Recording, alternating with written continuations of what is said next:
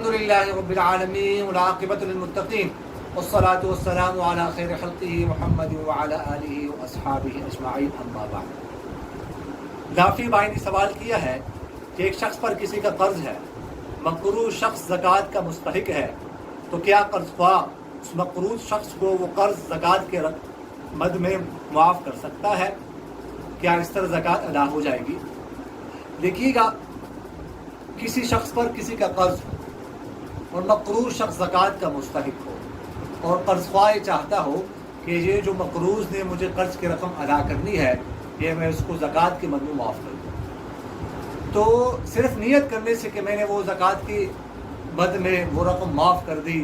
آپ کو قرض معاف کر دیا ہے، اس طرح تو زکوٰۃ ادا نہیں ہوگی۔ البتہ وہ قرض خواہ یوں کر سکتا ہے کہ اس کو زکوٰۃ کی رقم ادا کر دے،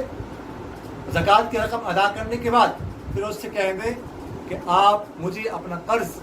ادا کر دیں، وہ مقروض پھر وہ زکوٰۃ کی رقم ہی اسے واپس قرض کے مد میں ادا کر دے، تو اس طرح زکوٰۃ بھی ادا ہو جائے گی اور قرض بھی ادا ہو جائے گا، اور بات ایک ہی ہے۔ یا اس طرح وہ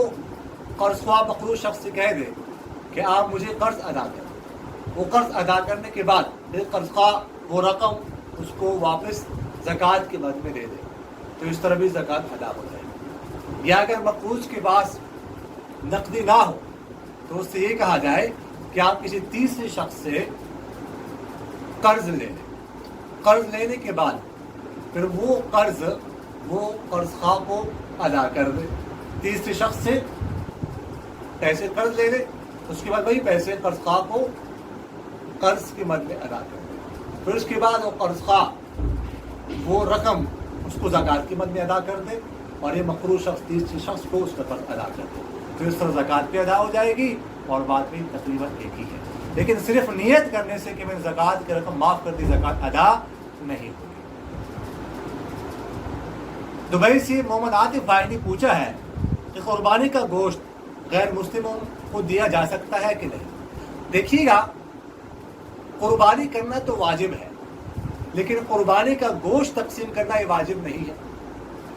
بندہ خود بھی کھا سکتا ہے، اپنے رشتہ داروں کو بھی دے سکتا ہے،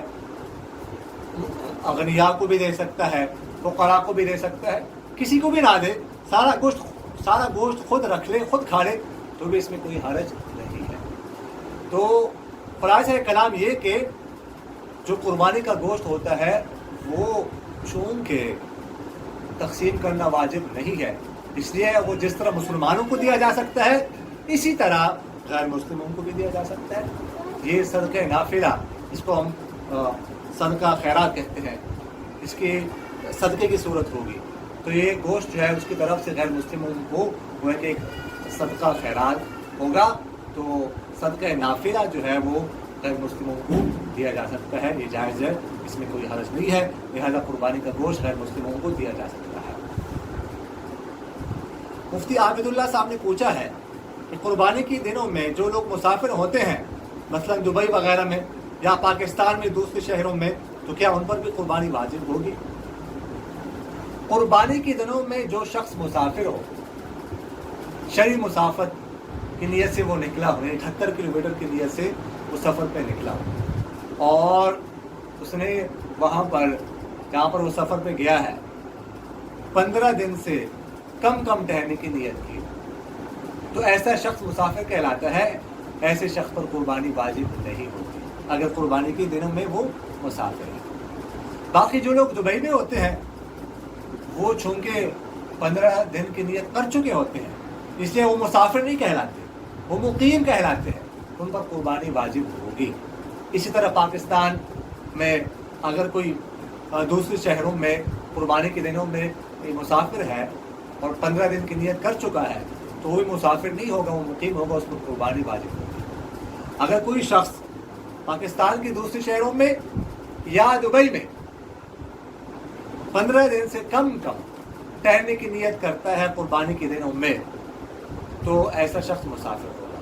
اس شخص پر قربانی واجب نہیں ہوگی شرعاً۔ اقول قولی هذا استغفر الله لي ولكم ولسائر المسلمين فاستغفروه انه هو الغفور الرحيم۔